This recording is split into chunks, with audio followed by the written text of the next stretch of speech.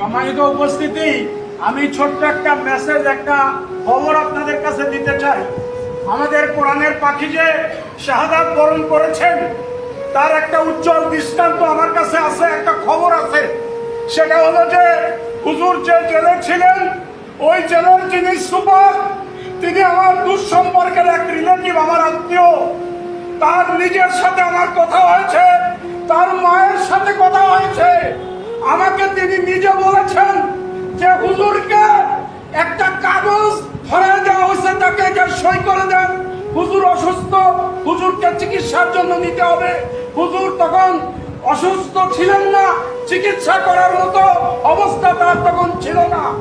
তাকে এই কাগজ তৈরি করে ওখান থেকে বের করে নিয়ে, এরপরে ওই সাথে সাথে তাকে যখন বের করে নেওয়া হয়েছে, তার বিছানা পেটটা গুছানো হয়ে গেছে। এইটা গুছাইছে, গুছানোর পরে ওই ব্যক্তি তার মাকে বলেছে, তার মা আমাকে বলেছেন যে আমার ছেলে বালিশে মুখ গুজে টুকরে কেঁদেছেন বাইরে এসে, অর্থাৎ হুজুরকে বিদায় দেওয়া হয়েছে চিরজীবনের মতো এই জেলখানা থেকে।